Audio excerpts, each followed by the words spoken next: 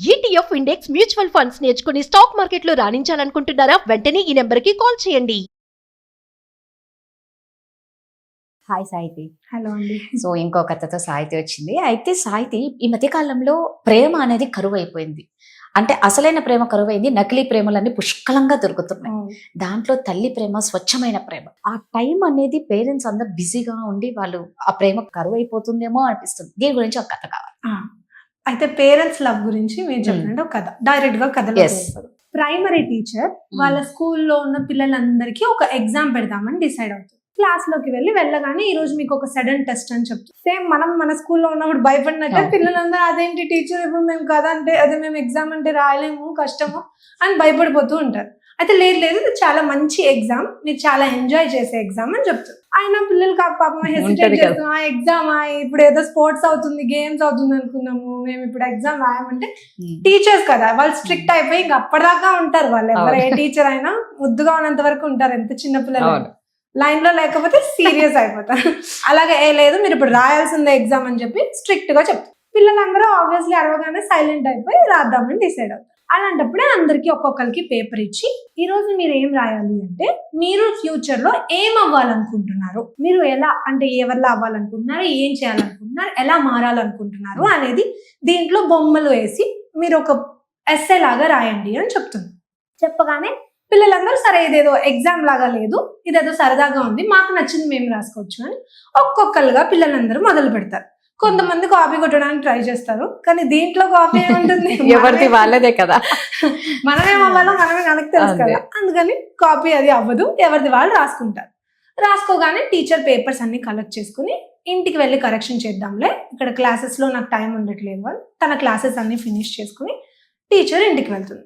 Teacher పేరు సీత, వాళ్ళ husband పేరు రామ్. అయితే టీచర్ ఇంటికి వెళ్తుంది. ఇంటికి వెళ్ళగానే టీచర్ పేపర్స్ కరెక్ట్ చేద్దామని కూర్చుంటుంది. వాళ్ళ హస్బెండ్ అక్కడే కూర్చుని తన ఐప్యాడ్ లో ఏవో రీల్స్ స్క్రోల్ చేస్తూ ఉంటారు. సేమ్ మనందరిలాగే రీల్స్ అనే స్క్రోల్ చేస్తూ ఉంటారు. ఉండేసరికి టీచర్ ఒకరి తర్వాత ఒకరి పేపర్ తీసుకుంటూ ఉంటుంది, కరెక్షన్ చేస్తుంది. ఒకళ్ళు నేను అబ్దుల్ కలాం లాగా అవ్వాలని రాస్తారు, ఒకళ్ళు నేను మా నాన్నలాగా అవ్వాలని రాస్తారు, ఒకళ్ళు చాలా థాట్ఫుల్ గా నేను ఒక రైతు అవ్వాలని రాస్తారు, ఇంకొకరు నేను మిలిటరీ పర్సన్ అవ్వాలని రాస్తారు. వీళ్ళిద్దరు లేకపోతే మన లైఫ్ లేదు. అలాగే చాలా మంది పిల్లలు చిన్న పిల్లలైనా కూడా 6-7 ఏళ్ల పిల్లలైనా చాలా థాట్ఫుల్ గా చూసిన దాన్ని బట్టి నేర్చుకుంటారండి. పిల్లలు చుట్టూ అలా ఉంది దాన్ని బట్టి నేర్చుకుంటారు. అలాగే చూసిన దాన్ని బట్టి వాళ్ళు అలా రాస్తారు. ఒక్క పిల్లోడి పేపర్ చాలా ఇంట్రెస్టింగ్ గా ఉంటుంది. అదేంటి అని టీచర్ తీసి కరెక్షన్ చేస్తే దాంట్లో ఏమని రాసిందంటే నేను మొబైల్ అవ్వాలని ఉంది అని రాస్తారు. అది చూసిన ఆ టీచర్కి అర్థం కాదు, ఏంటి మొబైల్ అవ్వడం ఏంటి, ఒక్కొక్కరు ఒక్కొక్క పెద్ద పెద్ద మహా వాళ్ళ గురించి చెప్పారు, మొబైల్ గురించి చెప్తున్నాడు ఏంటి అనుకుంటారు. అనుకునేసరికి కంటిన్యూ చేస్తూ ఉంటుంది. అది చూస్తున్నప్పుడు తన ఎక్స్ప్రెషన్స్ మారుతుంటే వాళ్ళ ఆయన చూసి ఏమైంది, ఏంటి మొహంలో పెట్టావు, ఎందుకు సాడ్ గా పెట్టావు అంటే ఒక అబ్బాయి ఏమని రాశాడో తెలుసా అని అడుగుతుంది. ఏంటి చదువు అంటాడు మన రామ్. ఇంకా అప్పుడు మన టీచర్ మొదలు పెడుతుంది, నాకు మొబైల్ అవ్వాలని ఉంది, ఎందుకంటే నేను ఒకవేళ మొబైల్ అయితే మా అమ్మ నా మీద అరవకుండా నాతోనే టైం స్పెండ్ చేస్తుంది. అంటే మొబైల్ తో ఫస్ట్ నేను, సెకండ్ నా మొబైల్. మా అమ్మ నా మీద అరవకుండా నాతోనే టైం స్పెండ్ చేస్తుంది. మా నాన్న బిజీగా ఉన్నప్పుడు నేను ఎంత పిలిచినా పలకడు, అదే నేను మొబైల్ అయితే నన్నే స్క్రోల్ చేస్తూ ఉంటాడు. అదే మా అమ్మకి మా నాన్నకి ఎన్నిసార్లు పిలిచినా నేనైతే పలకరు, అదే ఫోన్ వస్తే పరిగెత్తుకుంటూ వెళ్ళిపోతారు. నా దగ్గరికి అలా వస్తే ఎంత బాగుంటుంది. అందుకే నాకు మొబైల్ అవ్వాలని, ఎందుకంటే నేను ఎప్పుడు మా అమ్మ నాన్న చేతిలోనే ఉంటాను. ఇప్పుడైతే వాళ్ళు నా చేయి పట్టుకోవట్లేదు, అదే నేను మొబైల్ అయితే వాళ్ళు నన్నే పట్టుకుని ఉంటారు, వాళ్ళ దగ్గరగా ఉంటాను, వాళ్ళ చెవు దగ్గర ఉంటాను, వాళ్ళ దగ్గరగానే ఉంటానని రాస్తాడు. అది చూసిన టీచర్ కి కళ్ళలో నీళ్లు నిండిపోతాయి. ఆ పక్కన వింటున్న రామ్ కి కూడా కళ్ళలో నీళ్లు నిండిపోయి ఆయన అడుగుతాడు, అయ్యో ఏంటి పిల్లాడు ఇలా రాశాడు, పాపం ఎవరో ఏంటో అని బాధపడతారు. ఇక్కడ ట్విస్ట్ ఏంటంటే ఆ టీచర్ అప్పుడు చెప్తుంది, ఇది ఎవరో కాదు మన కొడుకు చింటూ అని.